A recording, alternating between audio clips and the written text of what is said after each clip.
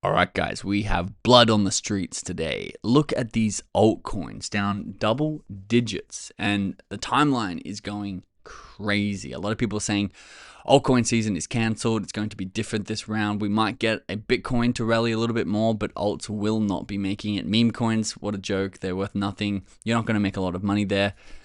I'm going to show you why that is wrong and why this has basically been precisely predicted that we're going to have a small pullback this week. And the big thing I want to focus on is, look, memes have taken a big hit, 13% for SBX, 20% for WIF, 15% for Bonk, and this is the top 100 altcoins. If we go into the top, say, 300 to 400, which is down on an average 9.6%, you can see once again the biggest tokens that are taking hits are meme coins. There's Melania right there, there's Per down almost a quarter. So if you put in 10 grand, you would have lost $2,600 just overnight. But if we go back to the top 100, one bubble that's almost impossible to find, I don't actually know if it's on there. Yes, it is up here. Tiny little bubble is Bitcoin, because Bitcoin is only back or down 2.4%. If we come to the graph, it's gone from 106K pulled back to $103,000. When you zoom out, doesn't look like very much. If you zoom out even further, it looks like less. And the further you zoom out, you can't even see this. And this is what I want to show you today. Not only is this pullback tiny and people on the timeline are over-exaggerating how bad this is, I want to put it in perspective on where we're going and just how high Bitcoin's going to hit and why altcoin season will be happening. And as the Crypto Whip says, if you don't know the Crypto Whip, I'll show it to you at the end of this video. Altcoins are going to get you a much bigger return, obviously way riskier, but a bigger return in the short term than something like Bitcoin. And you can see this right here. This is Bitcoin dominance chart, which is what percentage of the market share, the total market share of all crypto, is Bitcoin owning. And at the moment, it's about 64%. Now, if we get some perspective by zooming way out, alt season is when, obviously, like it's self-defining, when Bitcoin drops in dominance, alts market caps go up and you get way higher multiples. And every alt season has ended when Bitcoin reaches about 43% dominance. And you can see Bitcoin's dominance has been rising in the last 2 years, and we're yet to really see, even though last December we got some good returns on our alts, we're yet to see a true alt season like this one here, where Bitcoin dominance went from about 70% down to the 42-43% range before the 2-year bear market, or the 1-year bear market technically.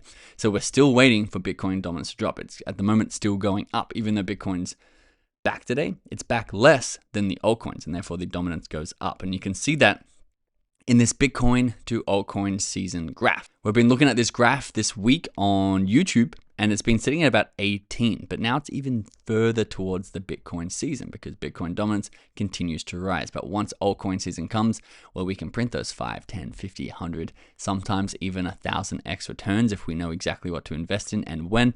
That is what happens when altcoin season occurs. And it doesn't just happen once we're in altcoin season. As we trend towards it, that's where a lot of the gains are going to be found. I'm going to talk to you about that and how not to be sidelined closer to the end of this video. This again is another zoom out for you. You can see this is a logarithmic graph, which means 100K is here and a million's there. We're sitting at the 100K level. And if you trust someone like Michael Saylor, if you trust any of the crypto, or especially the Bitcoin maxi economists, we're going to go to $13 million a coin over the next 10 to 25 years. If you zoom out and you can't handle a 2.5% pullback, or if you think it's going to break every single model, including altcoin season, you either need a smaller allocation or you need to not be in crypto, because this is what is necessary. You need to ride the volatility to get the upside, because if there was no volatility, everyone would be investing. That's why crypto is so beautiful. If you buy Bitcoin when it's $1 and no one's backing it, no countries, no businesses, no anything is giving it credibility, you've got a lot more upside to make. But if you wait for businesses to back it, if you wait for someone like Michael Saylor to back his company with it, if you wait for Donald Trump in the US to back their whole nation with Bitcoin, well, there's a lot less volatility left, there's a lot less risk left, and therefore you're going to get less reward. Michael Saylor quotes Peter Thiel when he says, "Brilliant thinking is rare, but courage is in even shorter supply than genius." Now, you need to obviously back this with facts and logic, and you can't be putting this into some crappy $10 million market cap meme coin and say, oh, it's courageous.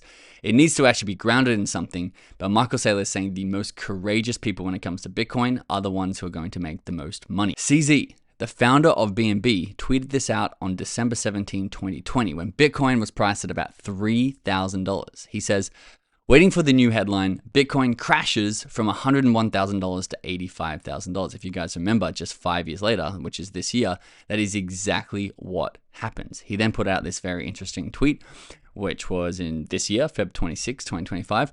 Waiting for the new headline, Bitcoin crashes from $1 million down to $985,000. And of course, it's going to be 3 years from now, 5 years from now, it might even be 6 months from now. We're going to see this happening. And every time we keep going up with Bitcoin, the crashes get less and less. And even Vivek says the same thing, where it says 2023, Bitcoin crashed to 16K. 2025, it crashed to 104K. Soon it's going to be crashing to 600K. So we have this long-term tide that we are all surfing, that we are all riding, that is going up. And if we know how to position our wealth, both in Bitcoin and in the altcoins, this tide can make us extremely wealthy. But I want to show you the two types of surfers out here. Here is the long-term holders. In the green, you can see how many long-term holders are holding Bitcoin.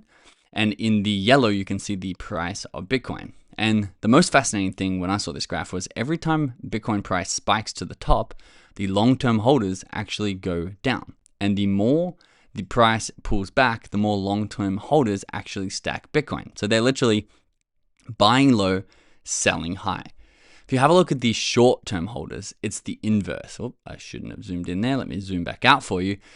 And also the other thing is it's getting less and less short-term holders as more and more long-term holders buy up the supply. But you can see every time the price spikes, there's a peak in how many short-term holders are holding Bitcoin. And that is because the price is literally the best marketing for people who lose the most money. Don't be part of the mainstream normie crowd. If you're buying when Bitcoin's making all-time high, I made a video on SPX yesterday. I've never had so many people ask me about SPX 6900 after it did a 20-50% pump over about 3 days. The price is the best marketing method for the normies and people to come in. And if you're looking when price goes down 3% or when price goes down 15%, if you're in memes, you very much are trading like the normies who are going to lose a lot of money. Literally every time Bitcoin price spikes, it attracts all that mainstream and they are going to be losing money if you're not buying when it's low and selling when it's high. And don't sell your Bitcoin if you don't want to sell your Bitcoin, but definitely don't be selling it when the price is tanking. Now, Colin Talks Crypto talks about the M2 money supply versus the Bitcoin update, which is very interesting because if you don't follow us on this channel, we talk about the M2 money supply, both Peter from House of Crypto, Colin from Colin Talks Crypto, and of course, Raoul Pal, who I believe had the original thesis about how the price of Bitcoin and even like the price of most assets like gold literally track the M2 money supply, which is how much money is available in the world. And the interesting thing right here is that this pullback was actually predicted. And it looks like we've got another pullback to go if you believe that this money supply is day-to-day accurate, which everyone says don't trade the day-to-day pullbacks, even though there's something like an 85% accuracy over a certain time frame. There's also inaccuracies over the majority of time frames, but this has literally been predicted that we're going to get a pullback there. It might even go lower, it might not go down enough, it might be a little bit delayed. As a rough indicator, we're heading up past $150,000, but this pullback was already factored in. So the big thing I want to get across to you before I talk about altcoin season, and the big thing I want you to know there is don't let the price be the indicator on why you are interested in tokens. You need to have your own convictions, do your own research, or take research from other people who you trust and hold them through the turbulence, because otherwise you are going to be losing money. Now, when Bitcoin goes up at 2x, you're going to get altcoins going up 100x. That's mainly what we do on this channel. We trade down the risk curve to the more volatile assets because there's higher risk, of course, but there's also higher reward when you're in a bull season, when you're in the banana zone, which is what exactly we're in right now. And we saw this today. We saw Bitcoin down 3% and meme coins like SPX down 13%. It's way more volatile. But what I want to leave you with is this.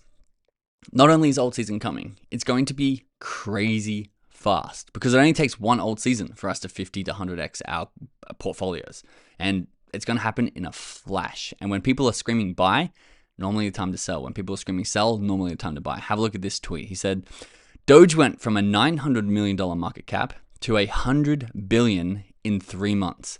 90 days it took for a 100x on a large cap meme coin. 100x in just 3 months. $50 billion of value in 7 days, in just a week.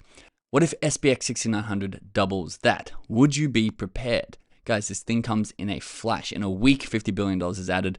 That's when you want to be getting out, depending on what tokens you hold and if they're long-term multi-cycle assets. That flash in the pan is what we're looking for. And if we have a look at the SPX 6900, which has pulled right on back to that 96 cents from the high of the $1.20 on the rumor that it's going to be listed on Coinbase, have a look at its early days, because this is something Murad's really helped me with. It needs to have multiple 70% pullbacks to get the non-believers out, the quick traders out, and the true believers in, people who are down for the mission. And you can see this was when, look at that market cap here, $4 million is right here. This is when SPX just started late 2023. It went from obviously $0 to $6 million market cap, which is a good runner, even in a strong bull market. I mean, this was a bear market too. And then it lost 70% of its value, down to 1.89 million. And you're like, oh, it's over. It's not over. This thing rallied to $29 million market cap before again hitting a $1.7 million market cap. And you might be in early 2024 being like, I missed the top. I missed it. Now let's zoom out on this graph, which is what I'm trying to get you to do. The whole point of this video.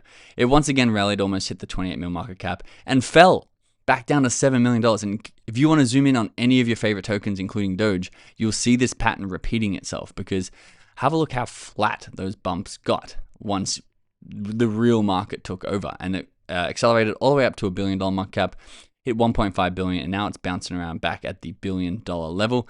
But once again, the theory is for something like SPX 6900 is it's literally going to be going to the $50 to $100 billion range, which will make the volatility that we are currently feeling look like nothing but a straight line. So again, as a personal advice, even though this is not an advice channel, as a personal reflection for you, don't put money into things you can't afford to lose. But in the chance that this is going to happen, you may want to have a small portion of your portfolio in something that can 100x your money, because it will bring your average return way up across your whole portfolio. Thanks for watching. I'll see you in the next video.